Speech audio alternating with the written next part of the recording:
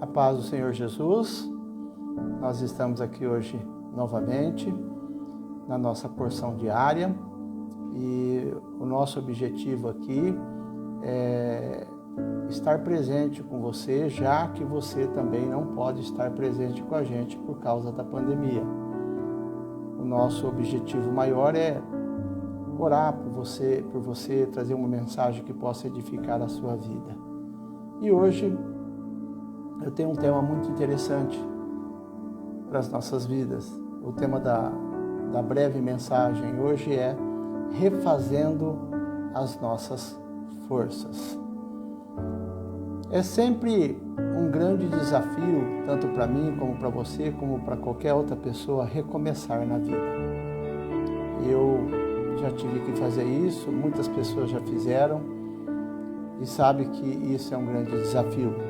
Muitas vezes, durante a nossa vida, as coisas não acontecem como a gente gostaria que acontecesse.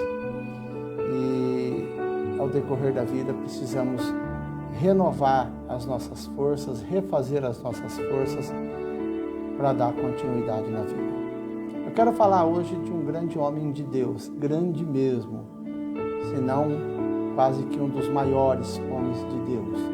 Eu quero falar do profeta Elias. O profeta Elias viveu esse drama. Quando nós lemos a palavra de Deus ali em 1 Reis, capítulo 18, nós vamos ver um grande feito deste homem. Depois dele ter investido muita energia para vencer os profetas de Baal e trazer de volta Israel para o Senhor, depois dele ver ali o grande triunfo que ele teve sobre os profetas de Baal, ele pensou que estava tudo resolvido. Mas na verdade não estava. Logo em seguida, se você ler a Bíblia, você vai ler ali no capítulo 19, que nós vamos ler já, ele recebeu uma grande ameaça da rainha Jezabel e percebeu que tinha muita luta pela frente.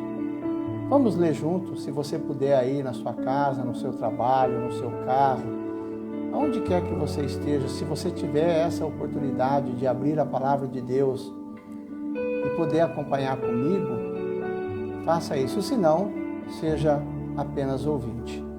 Ali eu vou ler em 1 Reis, capítulo 19, a partir do versículo 1. Diz assim, eu vou ler para você. Ora, Acabe contou a Jezabel tudo o que Elias tinha feito e como havia matado todos aqueles profetas à espada. Por isso, Jezabel mandou um mensageiro a Elias dizer-lhe que os deuses me castiguem com todo rigor, se amanhã, nesta hora, eu não fizer com a sua vida o que fez com a deles. Irmão, você que me ouve, preste atenção na confiança que essa rainha Jezabel tinha nos deuses que ela prestava culto. Preste atenção o quanto ela sabia que os deuses, ou seja, entre aspas, os demônios poderiam agir em seu favor. Ela fez uma grande ameaça para este homem. Versículo 3. A Bíblia diz que Elias teve medo e fugiu para salvar a sua vida. O que você faria no lugar de Elias? O que você faria? Olha, se acontecesse isso hoje nos nossos dias, muitas pessoas morreriam, porque o que tem de super crente aí está forrado de pessoas que são super crentes. Vamos continuar lendo. Em Berseba de Judá, ele deixou o seu servo e entrou no deserto caminhando um dia. Chegou a um pé de giesta. Muitas pessoas já perguntaram para mim, que pé de giesta? Que planta é esta? Giesta é um arbusto com lindas flores aromáticas e que significam preferência e renovação. É isso que é um pé de giesta. Ele foi lá e se prostrou diante desse arbusto. Sentou debaixo dele e orou, pedindo a morte. Olha só, irmão, o que ele diz para Deus. Já tive o bastante, Senhor. Tira a minha vida. Não sou melhor do que os meus antepassados. Houve algum momento na sua vida que você já pediu para Deus para morrer? Eu já passei por momentos tão difíceis na minha vida que eu pedi para que Deus tirasse a minha vida. Veja bem, o drama que Elias passou, todos nós estamos sujeitos. Vamos continuar lendo. Depois deitou debaixo da árvore e dormiu. De repente, um anjo tocou nele e disse: levanta-se e coma. 6. Elias olhou ao redor e ali, junto à sua cabeça, havia um pão assado sobre as brasas quentes e um jarro d'água. Ele comeu, bebeu, deitou-se de novo. Ele tinha tanta intimidade com Deus que ele sabia que Deus estava provendo ele. Veja bem que existia ali um pedaço de pão assado em meio a brasas. Ele era um homem tão íntimo de Deus que ele sabia que Deus agia em seu favor. 7. O anjo do Senhor voltou, tocou nele e disse: levanta-se e come, pois a sua viagem será muito longa. Versículo 8. Versículo 8 diz o seguinte: então ele se levantou, comeu e bebeu. Fortalecido com aquela comida, viajou 40 dias e 40 noites até chegar a Horebe, o monte de Deus. Ali entrou numa caverna e passou a noite. 1 Reis, capítulo 19, nós lemos de 1 até o versículo 9. Quando nós vemos uma história como essa, é difícil aceitar a reação de Elias, sabendo quem ele era. Elias foi um homem tão exemplar e valente, ele agradou tanto a Deus que Deus o tomou para si. Elias não provou a morte, ele foi transladado, ele foi levado aos céus. E um homem, para chegar a um nível de intimidade com Deus, para ser tomado para Deus, é porque era um homem realmente íntegro e reto. O versículo 3 diz que quando Elias foi ameaçado, ele teve medo. Não só medo, Elias foi acometido com um grande desânimo. Eu quero fazer outra pergunta para você nesta breve meditação. Como é que está a sua vida diante do altar? Você está animado? Está desanimado? Está acomodado? Como é que está a sua vida? Nós vamos aprender hoje aqui, nessa breve mensagem, nessa porção diária, como renovar as forças meditando nesta grande história deste grande homem de Deus. A primeira coisa que eu vejo aqui é que Deus nunca abandona os seus quando eles estão desanimados. Verdade. Eu não sei como você está, o que você está passando, como está a sua vida hoje. Às vezes você está aí na sua casa, se sente aí abandonado. Não, você não está abandonado. Pastor Luiz ou alguém da igreja não pode visitar, até porque a lei não nos permite isso, mas eu quero que você entenda que Deus não te abandonou. Ele está ao seu lado. Ele sempre está pronto para te servir. Ele sempre está pronto para te consolar nesses momentos difíceis. Elias havia errado em suas últimas atitudes e escolhas. Verdade. Acho que Deus esperava um pouco mais dele depois de ter desafiado e vencido os profetas de Baal. Ele já havia manifestado sinais de rebelião, amaldiçoando a sua própria vida. Muito cuidado, viu, meu irmão, quando você se autoflagela. Quando você começa a dizer: eu não sou ninguém gosta de mim, ninguém presta atenção em mim, eu não sou nada, eu não estou valendo nada. Cuidado, isso daí é uma grande arma na mão do inimigo. O Senhor poderia simplesmente abandoná-lo por causa das suas decisões. Mas Deus nunca fez e nunca fará isso com seus filhos. Você se considera um filho do Deus Altíssimo? Você crê que o seu nome está escrito no livro da vida?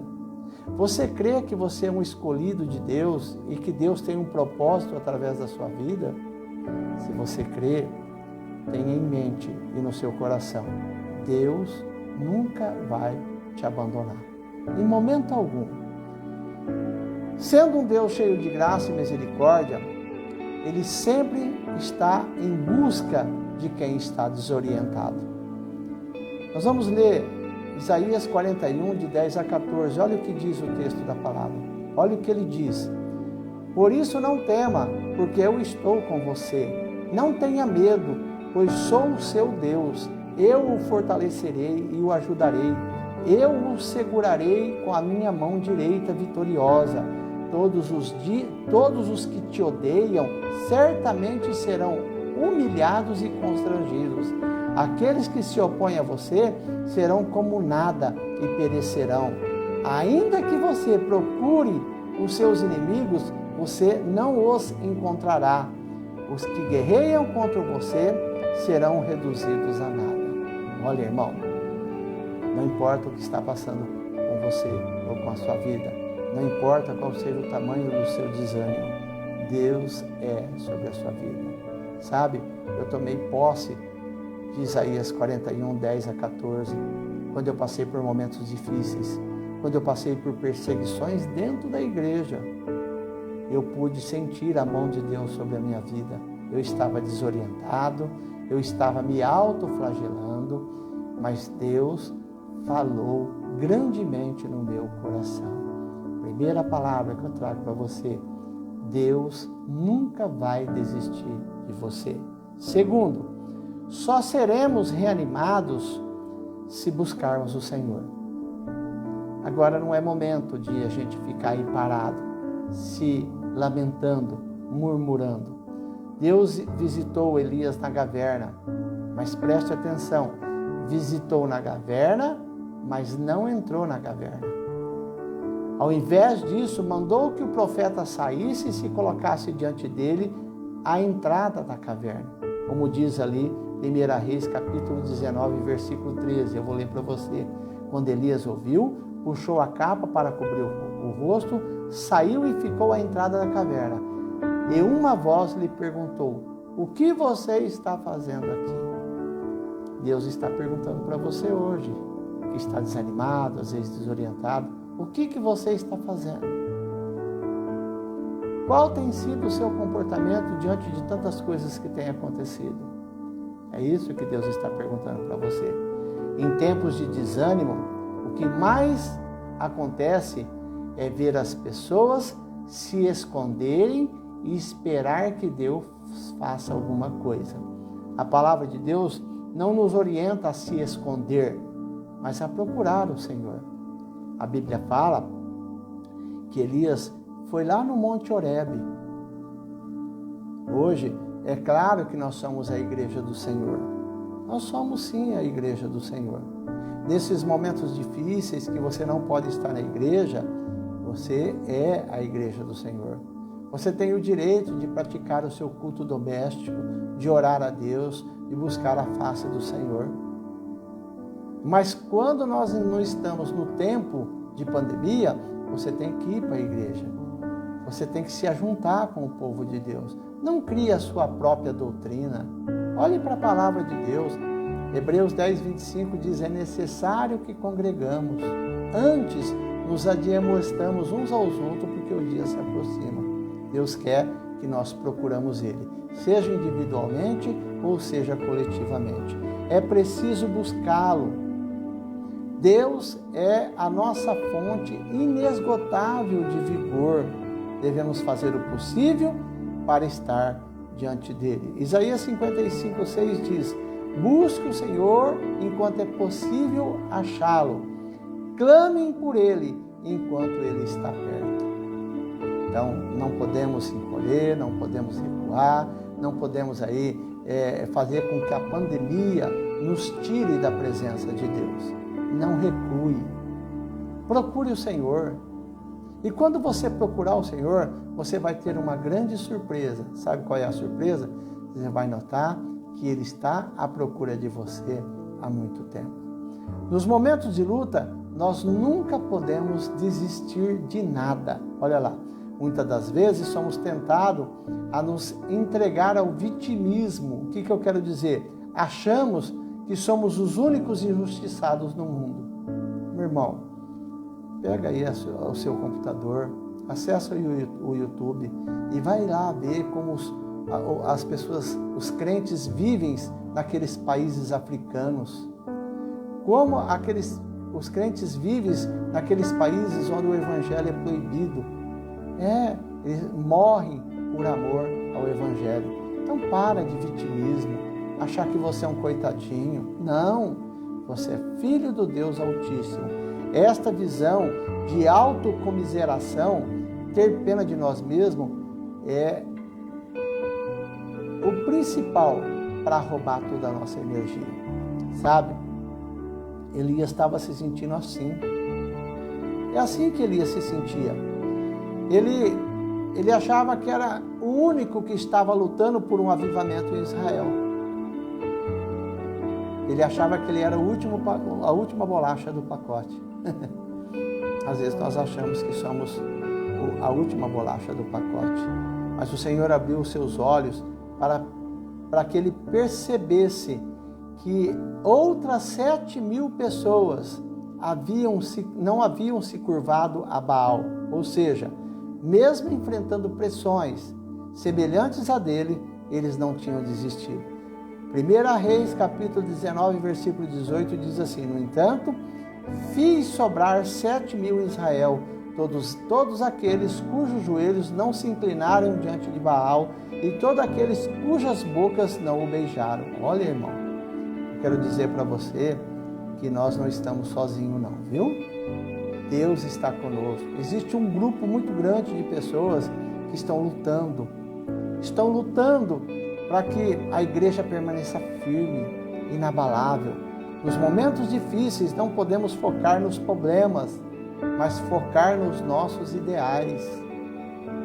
Quando focamos somente nos nossos problemas, vem sobre as nossas vidas um grande desânimo. O homem fracassado não é aquele que tenta e não consegue, mas aquele que desiste de tentar. A vida sempre apresenta possibilidades para quem insiste. Então não fique acuado, não fique escondido, continue. O grande argumento que Deus usou para tirar Elias da sua prostração foi lhe mostrar que, apesar das pressões de Jezabel, adiante dele havia as promessas e conquistas importantes a fazer. Quais são as promessas que Deus tem para a sua vida?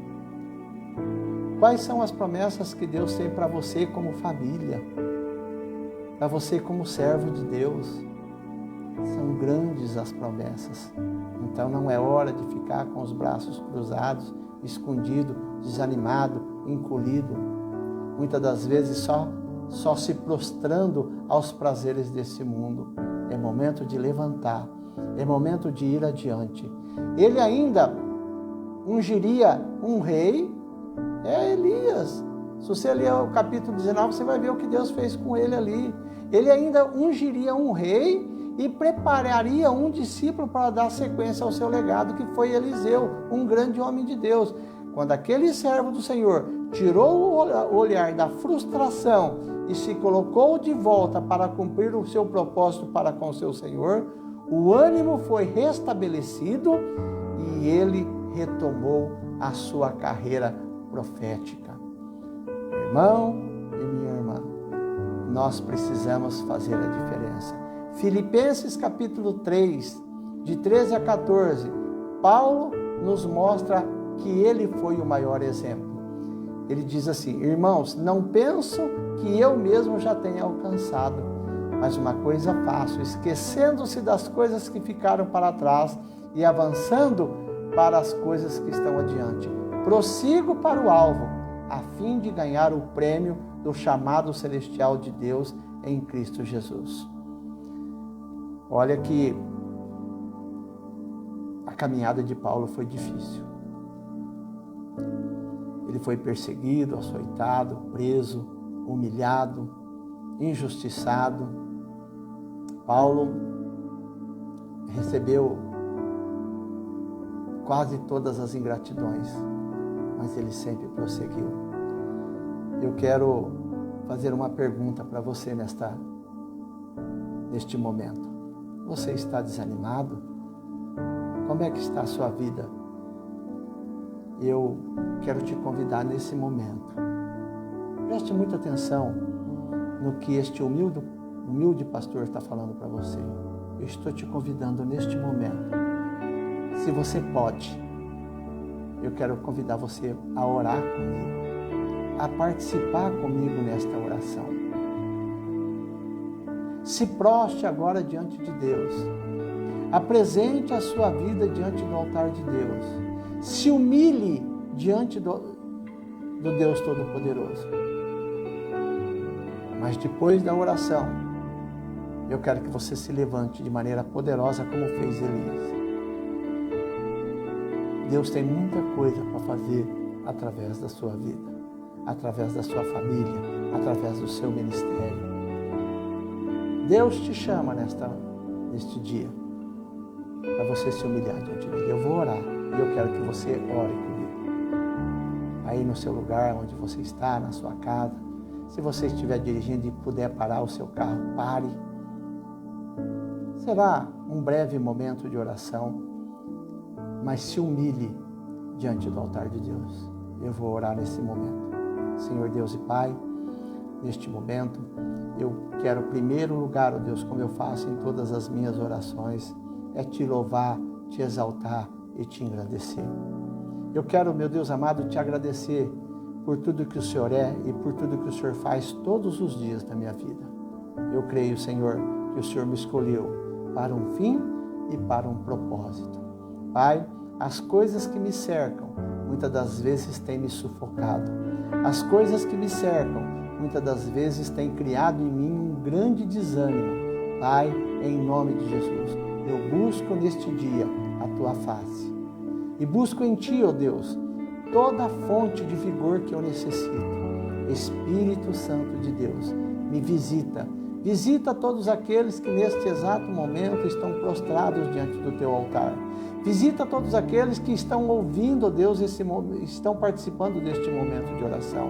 Pai, visita todos os lares, aqueles homens e mulheres que são Teus filhos, mas por causa da lei imposta no nosso país, eles não podem estar na igreja. Pai, eu sou um pastor que gosto de estar com as minhas ovelhas, mas não posso estar neste momento. Pai, mas que Teu Espírito Santo possa visitá-los nesse exato momento. Que eles se sintam, ó Deus, amados. Que eles se sintam úteis, ó Deus, com a presença do Deus Todo-Poderoso na vida deles. Pai, como pastor, eu os abençoo. Abençoa o seu lar, abençoa o seu ministério, abençoa a sua vida, em nome de Jesus. E que eles possam se levantar, como Elias se levantou, de maneira tremenda e poderosa. Por isso, neste dia, eu te louvo e te exalto, porque Tu és o nosso Deus e a nossa salvação. Meu irmão, minha irmã, meu amigo, minha amiga, fique com esta meditação, com essa porção diária, e que você possa ter se alimentado desta palavra e possa ter se fortalecido em nome de Jesus. A paz do Senhor Jesus. Quem falou com você este dia foi o pastor Luiz Antônio, da Igreja Batista Ebenezer, no Jardim São Domingos. Até amanhã.